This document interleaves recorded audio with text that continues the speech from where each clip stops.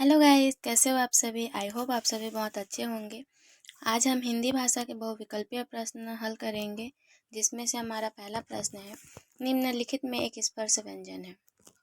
यहाँ पे ऑप्शन आप देख पा रहे हो, इसमें से आपको स्पर्श व्यंजन छांटना है।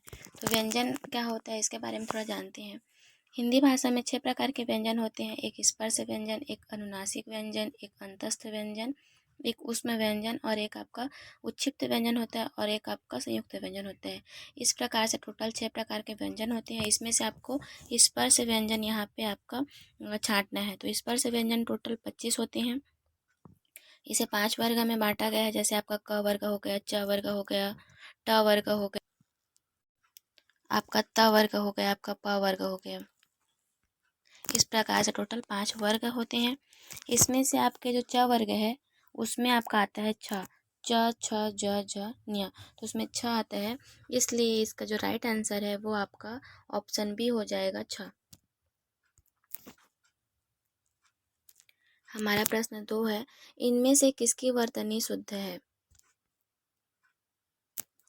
तो यहाँ पे ऑप्शन ए देखिए, आजीविका, ऑप्शन बी है अजीविका, ऑप्शन सी है आजीविका, ऑप्शन डी है आजीविका। तो इसका जो राइट आंसर है वो है आपका ऑप्शन डी, आजीविका।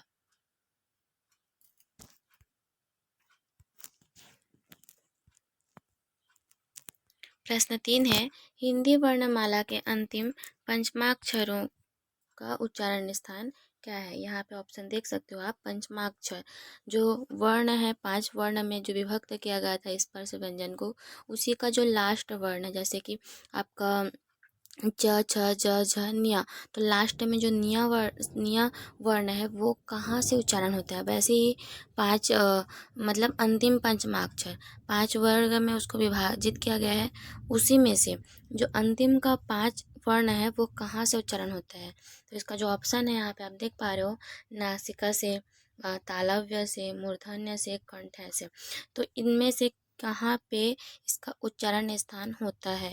तो इसका जो राइट आंसर है वो है ऑप्शन ए, अनुनासिक।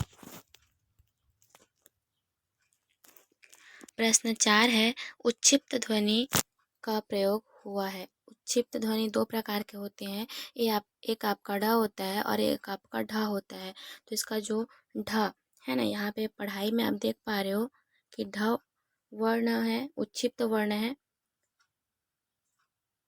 तो इसलिए इसका जो राइट आंसर है वो है ऑप्शन सी, पढ़ाई में।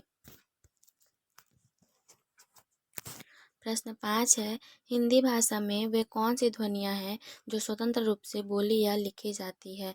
तो इसका जो ऑप्शन है, ऑप्शन ए है स्वर, ऑप्शन बी है व्यंजन, ऑप्शन सी है वर्ण, ऑप्शन डी है अक्षर। तो इसका जो राइट आंसर है वो है आपका ऑप्शन ए, स्वर।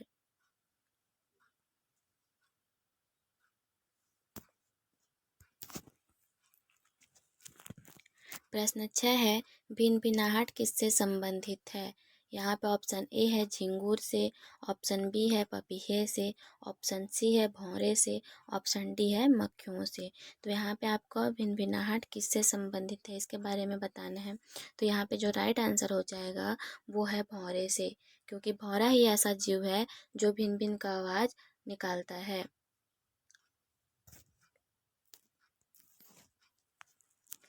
प्रश्न 7 है, ज्ञान प्राप्ति का सर्वोत्तम साधन है।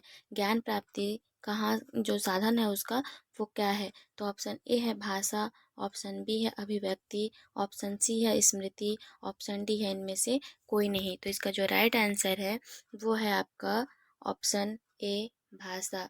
क्योंकि जब तक आपको भाषा पता नहीं रहेगा तो आप ज्ञान प्राप्ति का कोई भी साधन नहीं हो सकता। इसलिए जो राइट आंसर होगा वो है ऑप्शन ए, भाषा।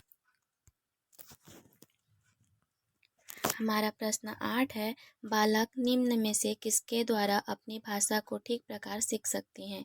याद करके, ऑप्शन बी वाचन द्वारा, ऑप्शन सी प्रयास द्वारा, ऑप्शन डी स्वयं करके। तो इसका जो राइट आंसर है वो आपका हो जाएगा ऑप्शन बी, वाचन द्वारा।